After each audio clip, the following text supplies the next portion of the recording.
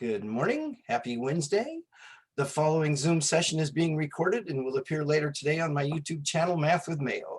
There are two different classes that may be observing this session.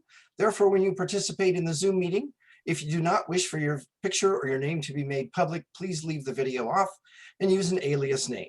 If you have questions during the meeting but do not wish to speak, email me at bmayo@ybcc.edu and I will respond as soon as I can. Today, we're going to go on to Chapter 5, and we're going to start with Section 5.4. But before we do that, I just want to mention a couple things about the test that we just took. I'm not going to go over test questions during class time because even though people had similar questions, there were different numbers involved, and there really isn't time to deal with everybody's different version. So if you have questions about the test, either come to my office hour at 1:15 or email me, and I will get back to you when I can.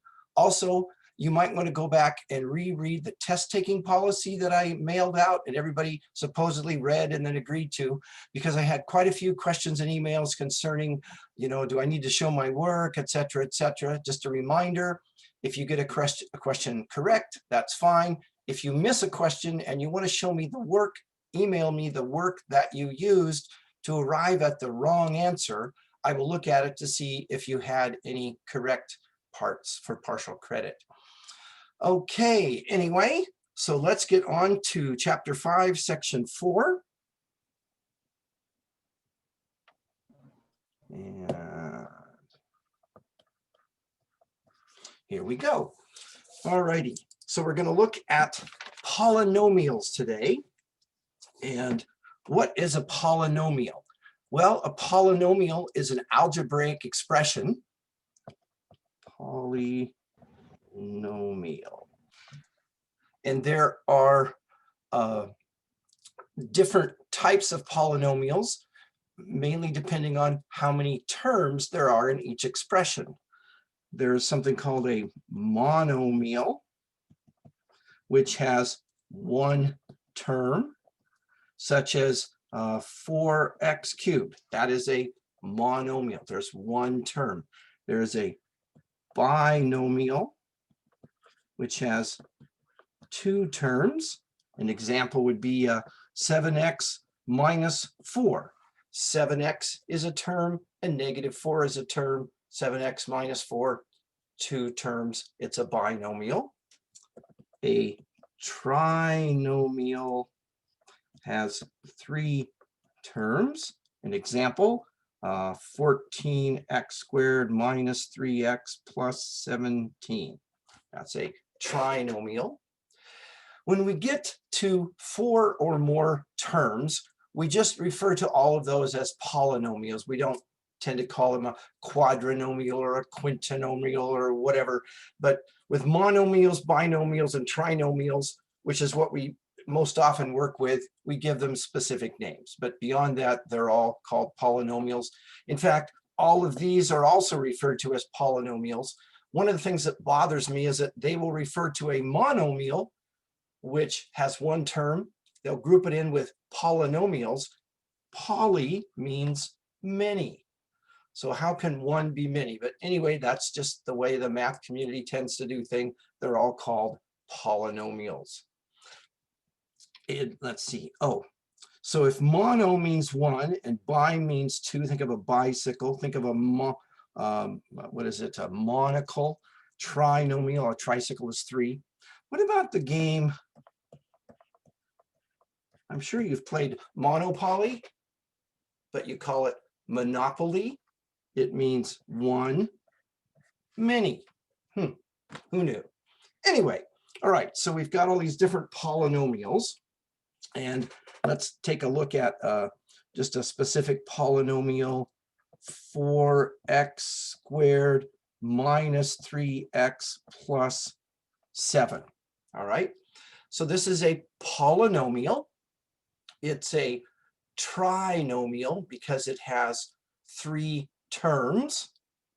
The first term is 4x squared. The second term is -3x, and the third term is a +7. Now, terms are added. So when we have a subtraction sign, we would think of this as 4x squared plus negative 3x plus 7. Therefore, the second term would be negative 3x. Now, if we're just saying the polynomial 4x squared minus 3x plus 7, but the second term would be negative 3x, okay? Now, the coefficient is the number at the front of the term that tells you how many of the variable you have or how many of the constant you have. So the first term is 4x squared. Its coefficient is 4. The second term is negative 3x. Its coefficient is negative 3. The third term is 7, and its coefficient is a 7. Now, we talk about the degree of each individual term. The degree of a term is the sum of all the exponents on all the variables within a given term. So 4x squared is a term of degree 2 because there's a 2 on the variable. Negative 3x is a term of degree 1. Even though there is no exponent written, there is an implied 1 exponent on the variable. Now comes a tricky one. 7 is a term of degree 0. Now, that doesn't mean that there is a 0 exponent on the 7. Let me go back to what I said earlier. The degree of a term is the sum of all the exponents on all the variables within the term. All right, let's take that 7 again. There's no variable there, is there? It's just a constant. But let's do a little bit of review of some things that perhaps we've forgotten involving exponents. If you have a number or a variable, let's say 3, raised to the 0 power, that is equal to the number 1. So 14 to the 0 power equals 1. X to the 0 power equals 1. Well, if x to the 0 power equals 1, we could take 7 and write it as 7x to the 0 power, which would be 7 times 1, or just 7, meaning multiplying the 7 by x to the 0 power is like multiplying it by 1, it's still 7. Well, what does all that have to do with anything?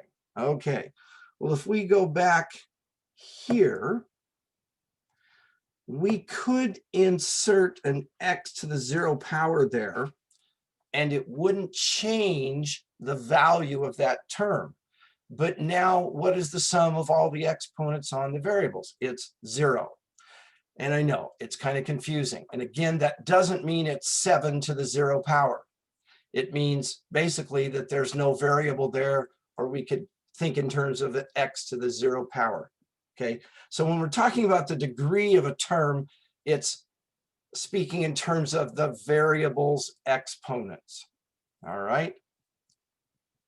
Now, let's say we've got 6x cubed minus x squared plus x plus 14. So this is a polynomial. It has 4 terms. The first term is 6x cubed. The second term is negative x squared. The third term is x. And the fourth term is 14. The coefficient of the first term is 6. The coefficient of the second term is negative 1. There's an implied 1, so it's negative 1x squared. The coefficient of the third term is a 1, and the coefficient of the fourth term is 14. the degree, let's go, degree of the first term is 3, the degree of the second term is 2, the degree of the third term is 1, and the degree of the fourth term is 0, just like we talked about before. But now let's talk about the degree of the entire polynomial. The degree of the polynomial is equal to the degree of the highest powered term, which in this case would be this term. So this is a polynomial of degree 3, or you could say a third degree polynomial. Let's look at some more examples of that. Let's say I have negative 5x squared plus 8x minus 6. This is a polynomial of degree 2 because that's the highest power of any individual term within the polynomial. So that's also the degree of the entire polynomial. 4x to the 8th power. That is a monomial of degree 8. Let's see, 42x to the 5th y squared plus 18x to the 4th y squared. This is a binomial. The degree of the first term is 7. We add the exponents on all the variables. 5 plus 2 is 7. The degree of the second term is 6. So the highest degree would be 7. So this is a binomial of degree 7. Again, the term with the highest overall degree, that degree is the same as the degree for the entire polynomial. Any questions about any of that at this point? I know that's a lot to take in. So are we to classify whether it's a binomial or just classify the degree on the? Yes, you may be asked questions about all of this. So for instance, let's take a look at this one we just looked at. The first term is 42x to the 5th y squared. It has a coefficient of 42. The term is of degree 7.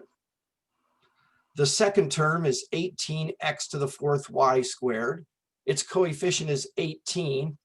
The term is of degree 6. The whole thing is a binomial of degree 7. You okay with all that? Yes, thank you. Yeah, I can say it's a lot to take in. I know. Let's see here. 1/2 y cubed plus 4y squared. What is the degree of this binomial? Anybody? 6. Sorry? 6. Not hearing you very well. Oh. Sorry. Carly? Are you saying 6? Yes. No, it would be 3. Okay. The degree of the polynomial is the same as the degree of the highest powered term. Is that a 4y? Sorry? Is that 4 separate from the, is that a regular 4? Not a, oh, there it is. Yes. There's a plus sign there. Sorry. So y to the second. I'll try and write more legibly. Sorry. That's okay. 4r squared s cubed minus 5r squared s to the 8th power. So this is a binomial. What degree is the entire binomial?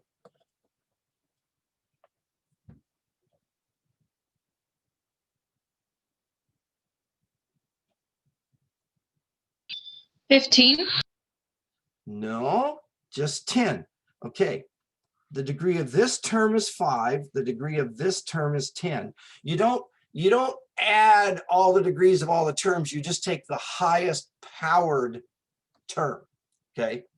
So this term is separate from this term. Terms are separated by addition or subtraction signs. Okay. So this would be degree 10. All right. So the degree of the polynomial is the same as the degree of the highest powered individual term within the polynomial. Let's look at some more of these. Let's see here. 17a b to the 5th minus 12a cubed b. Let me ask you this. What's the degree of the first term?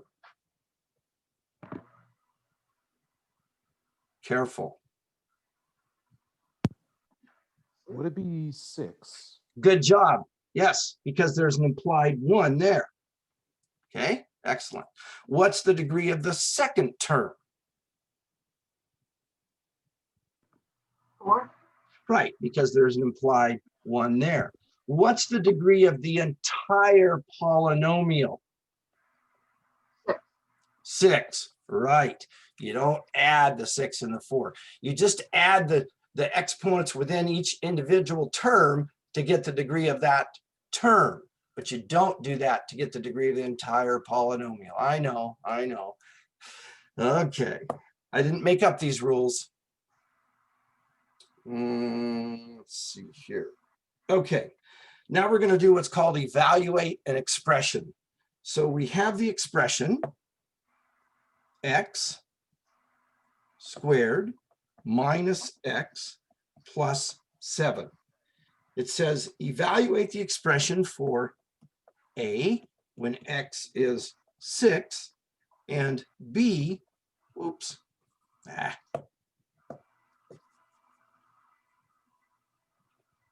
come on,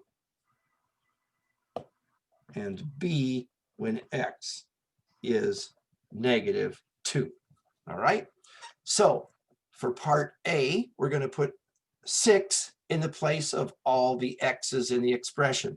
Now, notice the expression says x squared. So 6, that whole thing is going to be squared, minus 6 plus 7. 6 squared is 36. 36 minus 6 is 30. 30 plus 7 is 37. Okay?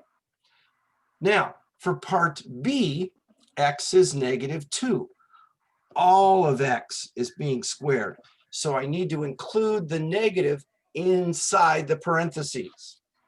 And then minus -2 plus 7. Well, -2, the quantity squared would be -2 times -2, which would be a +4. Subtracting a negative is like adding a positive, so that would be +2. Question? Nope, okay. Plus 7, 6 plus 7, 13. Any questions there? All right. Let's take a look at, let's do this one.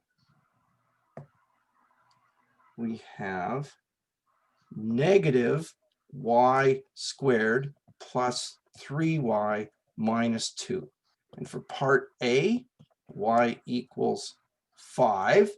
And for part B, y equals -2. Okay. Now, in the original expression, this term, y is being squared, but the negative is not part of the square. It's y squared, and then that's being negative, okay? So if I put 5 in the place of y, it's going to look like this. Order of operations, I'm going to do the exponent before the subtraction sign in front. 5 times 5 is 25, and then I attach the negative sign after I square it, okay?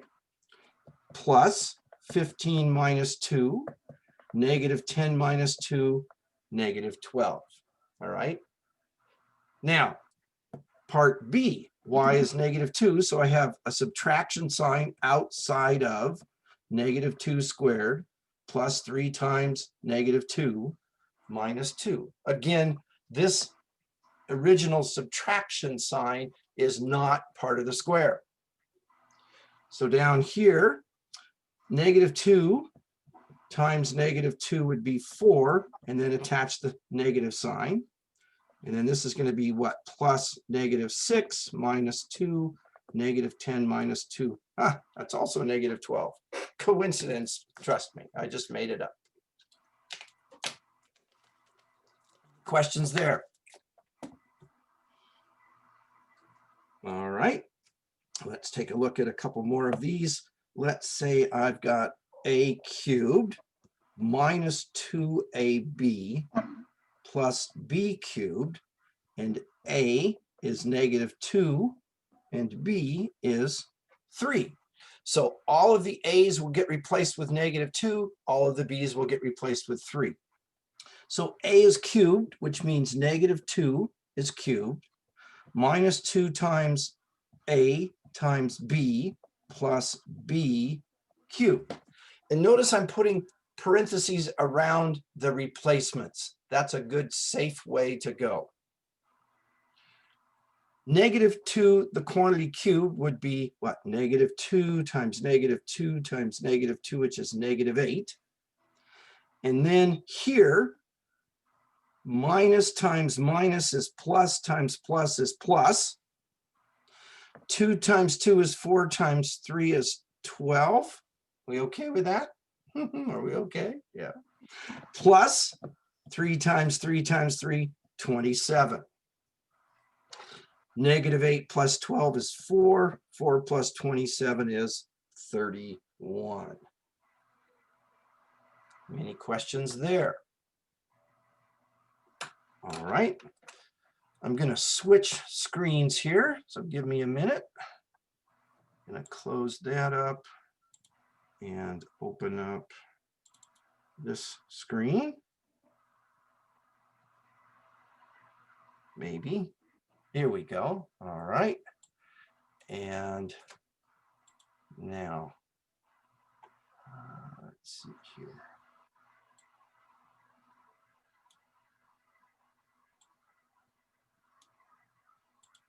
Can you see my graphing screen?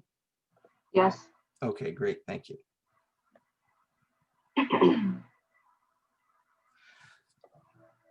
We're going to graph the equation y equals x squared plus 1.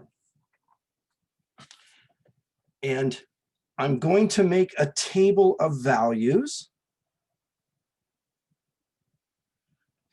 Whenever I'm graphing a new function, a new equation that I don't know anything about, I tend to start by using x values going from negative 3 to positive 3. And then after doing that, if I'm not getting a clear picture, I may expand and go more negative or more positive, but I'm going to suggest using these values to start with. Okay, now keep in mind, x is being squared. Y equals x squared plus 1. So if x is negative 3, we get y equals negative 3, the quantity squared plus 1, which would be 9 plus 1. Oops, I got ahead of myself there, which is 10. Okay, so when x is negative 3, y is 10. Let's go in and clean that up a little bit. Okay. Any questions on that? If x is negative 2, y equals negative 2 the quantity squared plus 1, which is 4 plus 1, which is 5.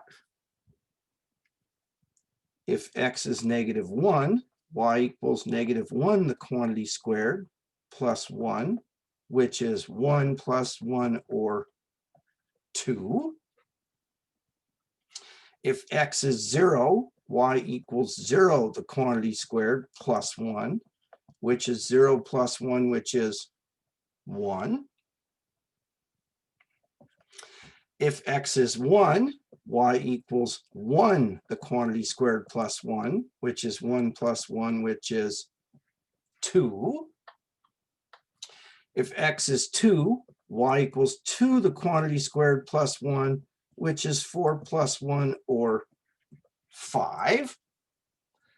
If x is 3, y equals 3, the quantity squared, plus 1, which is 9 plus 1, which is 10. Notice an interesting thing here. Well, I don't know if it's interesting to you, but it is to me. You've got the same y values here, here, and here. Let's see what this graph looks like. This is not a linear equation. It's a second degree equation. Plotting the points, let's see here. Let's count up here.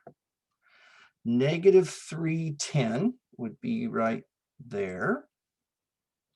Negative 2, 5 is right there. Negative 1, 2, right there. 0, 1.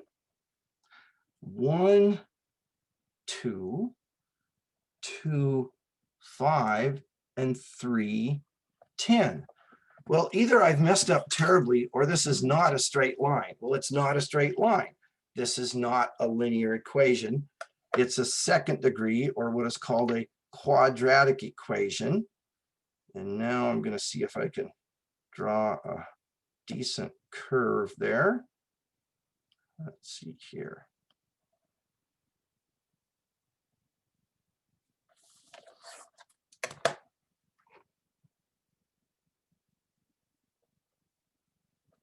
I had a really exciting Christmas list this year. I asked for a piece of plastic. I don't know if you could see it. It has all these fancy curves on it so that maybe I could do a better job of drawing what are called parabolas. Didn't quite make it there, but I'm working on it. Anyway, so that is the graph of y equals x squared plus 1. Any questions about that particular graph? Okay, we're going to graph another one of these. We're going to do a couple more of these. Let's see here. And here. 5, 10, negative 5, 5, negative 5. And now we're going to look at the graph of y equals negative x squared plus 2.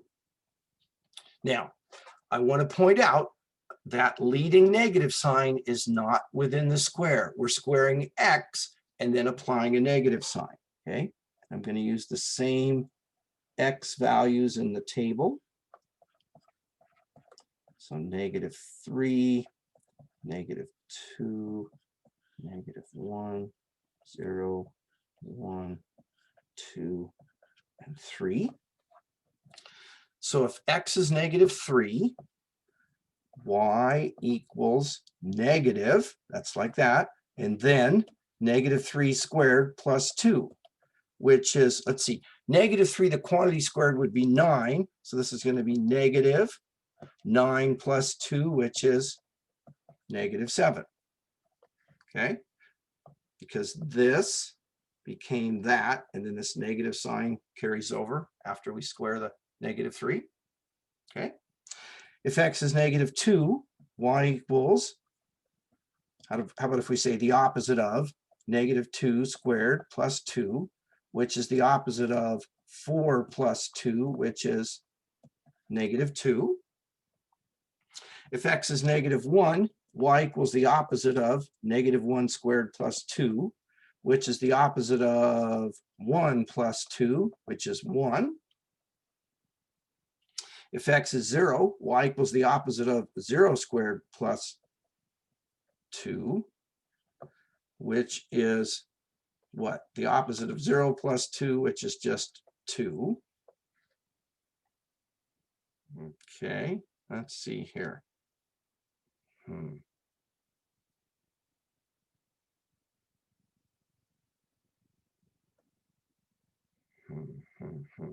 Okay, sorry, I got distracted thinking, did I make a mistake? But I think we're okay. Y equals the opposite of 1 squared plus 2, which is the opposite of 1 plus 2, which is 1. There we go. Y equals the opposite of 2 squared plus 2, which is the opposite of 4 plus 2, which is -2. Y equals the opposite of 3 squared plus 2, which is the opposite of 9 plus 2, which is -7. Look again, we're getting that same values, okay? If x is -3, y is -7. So negative, that would be what, right about there. -2, -2, -1, 1, 0, 2, 1, 1, 2, -2, and 3, -7. Let's see if I can get this curve. If I can do a good job of it. Let's see here.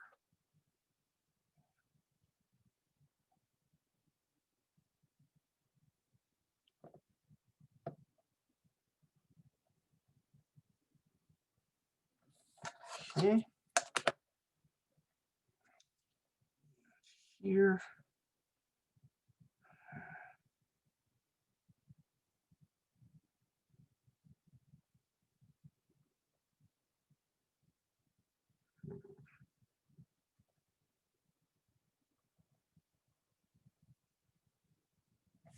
Okay.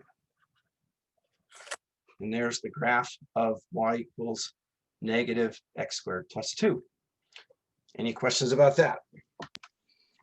Are we always allowed to use the same X and Y's that you set up there? Well, allowed. Let's talk about, are you allowed? You're allowed to use any X values you want and see what they produce for Y's. It may not always be a good choice, but what I'm saying, and I'm recommending for these particular problems, I would start with X going from -3 to +3, see what you get as a result, okay? Those are going to work fine for these. Now, later on, when we get to chapter 10, I think it is, we'll do an extensive bunch of work graphing these things, and then we'll get into more details about what choices to use. But for right now, yes, I'm just saying I would recommend using -3 to 3. Okay? Okay, thank you. You bet. All right, we're gonna do one more of these. Let's see here, where's my mouse? There it is. Okay.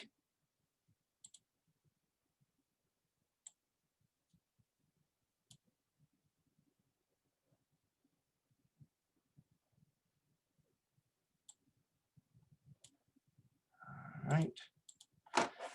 And 5, 10, -5, -10, 5, 5.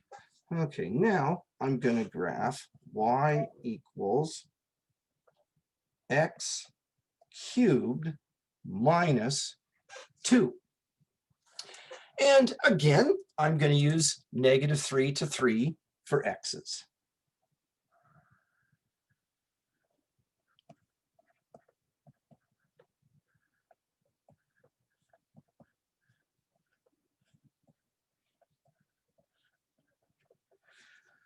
All right, so we're going to cube x and then subtract 2.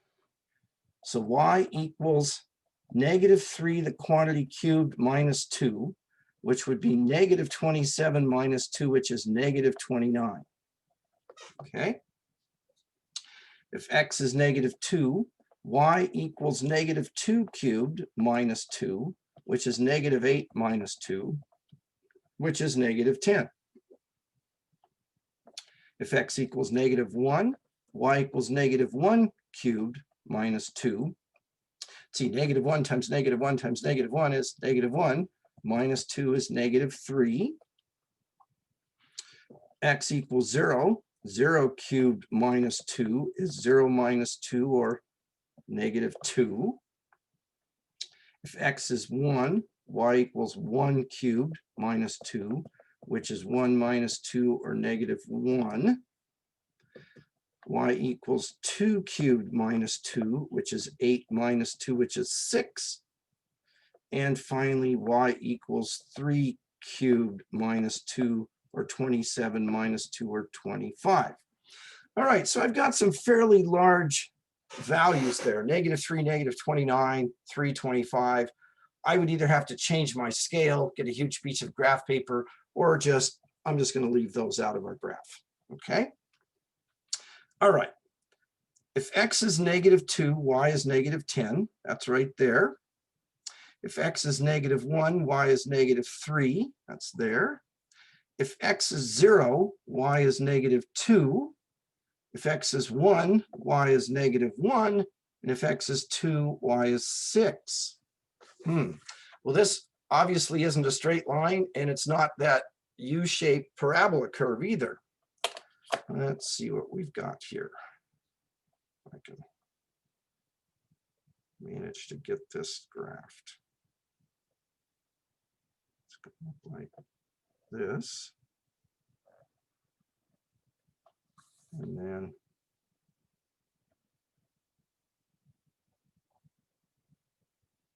let's see.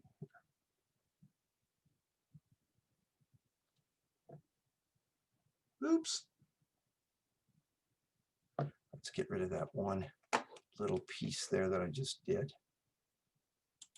See if I can do a better job with that. Yeah.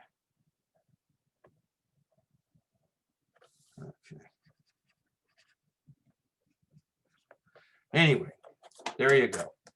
So this is a third degree equation, or it's also referred to as a cubic. So that's the graph of a cubic.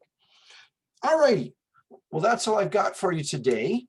So I will be looking over the tests this afternoon and getting them corrected, and if I can get people extra points, that will show up on your grade there on your test scores.